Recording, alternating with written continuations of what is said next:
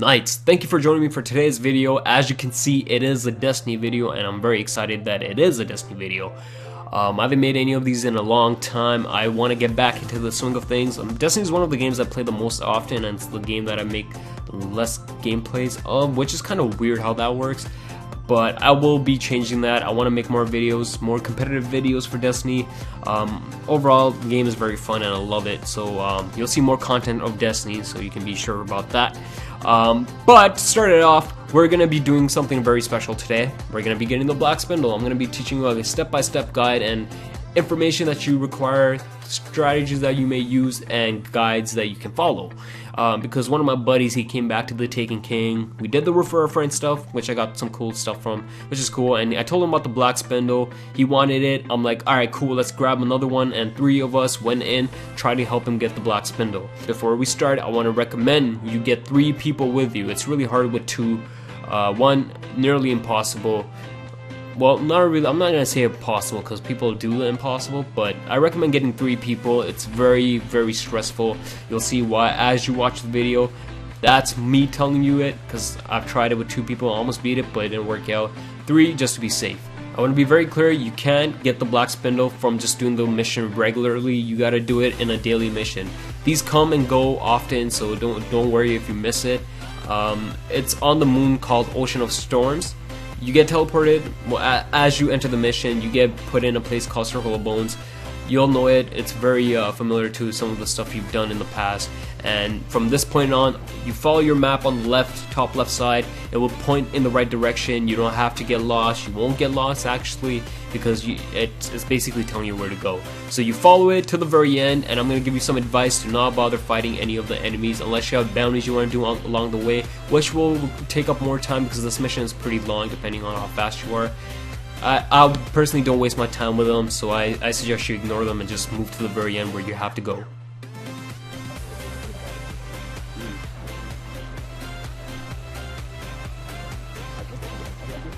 Yeah, let's make sure we're all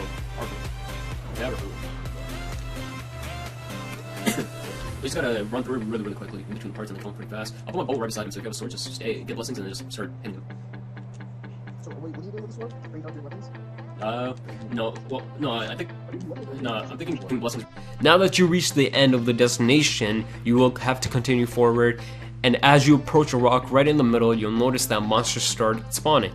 Ignore them. Your main objective is to attack the ogre that is hiding inside the cave right in front of you. He starts to appear from the left side and then starts shooting you as soon as he notices your presence. You and your friends should just put all their focus and attention on attacking him and getting his health near the death zone. This is because you want him to die. That's why. What other reason could you possibly have? It shouldn't be that hard, and I'm going to throw some advice at you right in your face. I recommend all 3 of you have exotic swords. They do so much damage and they're so useful. As you can see in the video, I was using one and I destroyed the ogre. So I recommend you or 2 other guys have exotic swords. As many as you can is more preferable, but that's up to you. You can do it with regular guns, but I recommend you using exotic swords. They do a ton of damage. When he's about to die, you won't in fact be able to kill him because Oryx will have taken him to another location.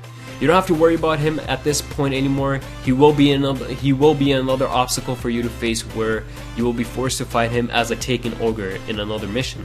Once you grab the rock relic or whatever that thing is called, Earth will start praising you for your job well done, and she will thank you for what you've done and tell you to come back. Now your mission's done. You're done. Okay, let's go. We're done. I can't believe you're still watching. We're done. Ha! That's what I thought. No, we're not done. Where the frick is the Black Spindle, you're probably saying? Relax, I'm getting to that part. Chill.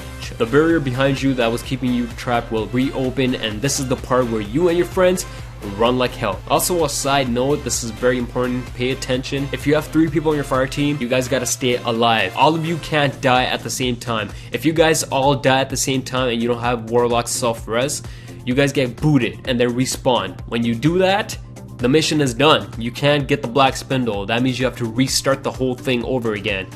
you cannot die. You can die individually, but if all of you die at the same time where it kicks you out, that will end the mission. So I recommend being very careful. I recommend you have a warlock with you with self-res, but it's not required. We had a titan, warlock, and hunter. We had one of each class, which was a good combination. Now, you're basically going in the direction you came from. You'll notice while you're running that all the enemies are taken. They turn into taken, and they're more aggressive, more of them, and they're more annoying. So you wanna not fight them. Don't waste your time fighting them. Like before, just run through them. Be careful while you're running because they are pretty strong, and there's wizards, knights, and stuff you'll encounter on the way. So I suggest you and your friends be very careful while you're running. Take corners, hide behind poles, do whatever you can to avoid getting damage taken, because you will die and then you might have to go back for your friend. If all of you die, you will get kicked out, so be very careful while you're running. Certain points where the doors were open will now be closed. You and your friends will have to collect relics in different parts of the room depending on how many are required to open the door, and it will tell you and indicate how many are required. It goes in order basically. First room door requires 1 relic.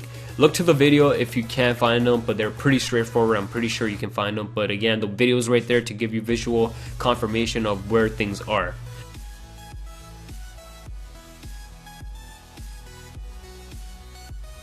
The second room requires 2 relics and will be a bit harder, so it's best if you use a strategy that we tried doing, which was 1 relic runner and then 2 killing adds and enemies, getting rid of all of them, because there are wizards in that area and there's like a lot of brawls, there's knights. You want to get rid of them because if all of you die at that point, you're gonna get booted. It can be an exotic, higher chance of it being an exotic. Alright, congratulations, you finished the easiest part of the mission. We now move to the harder parts. Make your way to the last door location area where the door requires 3 relics, which will open the doorway for you to continue. Now, as soon as you enter into the area, you'll notice the relic hitting you right in the face. Well, not really, it's on this platform where you can pick it up from. Ignore the relic, ignore the doorway, ignore all the enemies. As you see in the video, there's a pathway you're gonna follow. We're gonna sidetrack basically to another location. We're gonna ignore everything in that whole area. You're not gonna touch anything. You're just gonna move on. Refer to the video if you get lost. I used to get lost in this part. Couldn't find my way out, but you're basically following the video. Look at the path. It's pretty dark, so just follow the path. Now, you may be running and you'll notice, hey, this seems very familiar. That is true. It should seem familiar because this is the Taniks mission. Yes, the Black Spindle mission is basically the Taniks mission. The only difference is everything is taken. Now, as you enter that room where there's an elevator right in front of your face, you climb up it. Don't worry, Taniks is not there like he normally is. As soon as you step in, Kill All Taken will appear on the top left side of your screen. This is the most important thing that you gotta watch out for. This is when the Black Spindle mission actually begins. The timer countdowns from 10 minutes. You have 10 minutes to basically complete Taniks, the whole mission. It seems a lot, but there's no spider in between. There's just a shitload of taken. So you basically have 10 minutes, complete the whole mission to receive the Black Spindle. If you do not finish the mission within 10 minutes, you will fail and have to restart the whole mission again. Remember, you cannot wipe at this point. Your time is the most important thing. You gotta have efficient timing while you're doing this.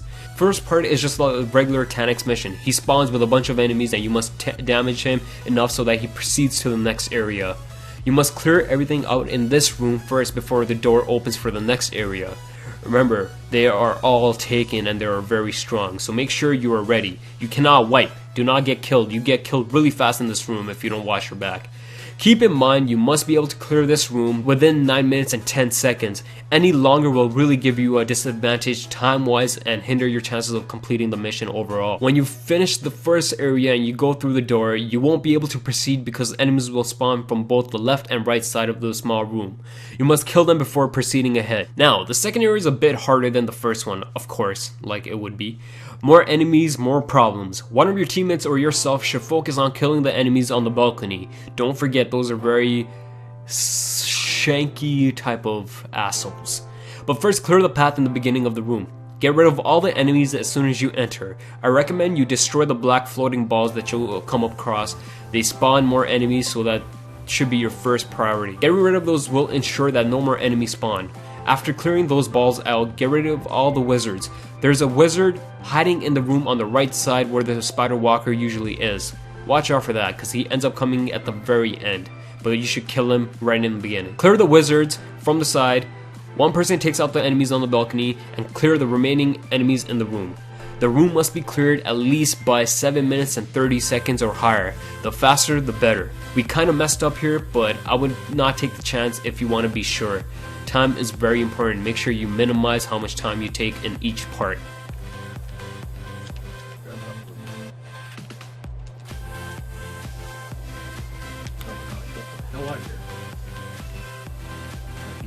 There's still a wizard there? Come on. Alright, let's go. Yep. I fucking hate these shield guys. Right at the boss. Kill the first 2 orbs. Cool, you made it to the final part. The battle between you and the hundreds of Taken and Taken Tanix himself starts now. And everyone on your fire team should have their special before entering the final phase. A little advice, the approach to this part is kind of a mind bend. The best way my team and I found was getting rid of some of the enemies in the beginning near the black floating balls. You'll approach them right as soon as you enter this area. I stated those black balls are evil. They spawn more enemies the longer they stay up. Focus on getting rid of them first. If your fire team does have a warlock, make sure they equip Stormcaller at this point, if that wasn't already obvious. They have the job of clearing out ads. This will give you and other members to attack Tanix to start dropping his health. The Titan should pop his bubble near Tanix and make sure it's Blessing of Light. The Hunter should tether Tanix while you approach him. I want to point out the buddy I was helping was below 300 light. His gear sucked, his damage was weak, and I almost 2-manned it with him. This mission is not hard, you just need to have good timing, smart decision making, and make sure you do it efficiently. The strategy I outlined for you in this guide will be very beneficial if you follow it. Now, at this point I really want you to watch the video because it's the very ending and see how it plays out. Take it in from our mistakes and what we did right, what we did wrong. Make sure you're not making the same mistakes as us. Just make your own strategies at this point, but this is the best way we thought it could be done. I want to let you know that once you kill Tanix, the timer will still be counting down. It doesn't mean you're done. We made it just by a hair. We were so close to losing. We had about like 5 seconds left, but we ended up completing it. After Tanix dies, you have to clear every enemy in the room. At this point, the majority of black floating balls should be gone, and you guys should have focused on killing those as soon as possible whenever you guys got the chance. This is where you clear out ads, and I'll see you when you guys finish.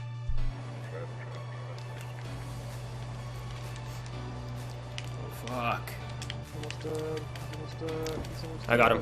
I got him. I got him. Kill everything. Stay there and pick me up. Stay there and pick me up. 5, 4, I died. 3, 2, 1. Yeah. Come. Use your specials whenever you get them. Pick me up, mate.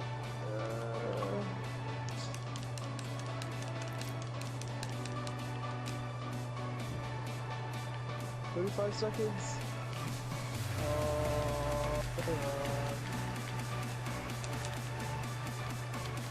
We're almost there. We can do it. Almost dead. Almost dead. Let's go.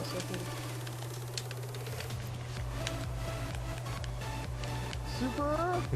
Yes. Get rid of everything. Done, bitches. Well, we're gonna get it. We're gonna get it. Get the last one. Get the last one. That's the last one.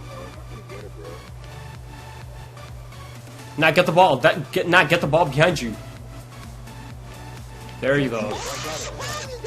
Fucking got it, yo. Oh my god, yo. My fucking niggas, yo. Holy man.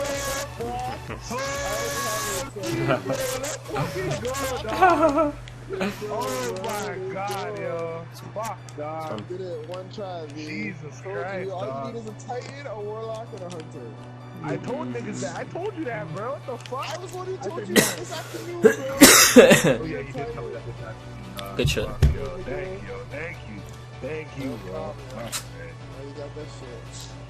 Now I can actually win. Does that count towards my daily too? Yep. Uh, Alright, great. Final part, we did it.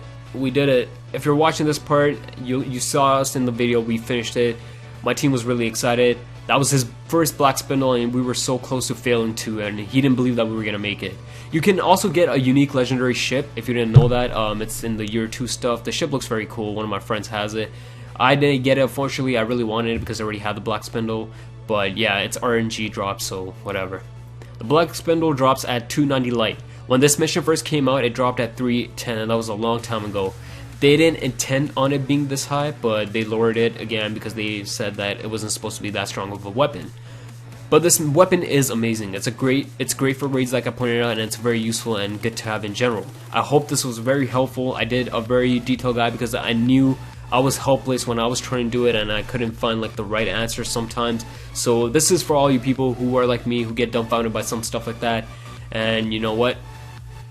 Congratulations, you've done it. So I really do hope it helped you. If you take a moment to like the video, I would really appreciate it. It took me a while to script this crap, and I don't usually script shit, but thanks for watching. As always, it's been your boy Salamander, aka the Phoenix, aka Sal, aka the frickin' Knight of Royals, and I'll see you in the next video. I love you. Peace.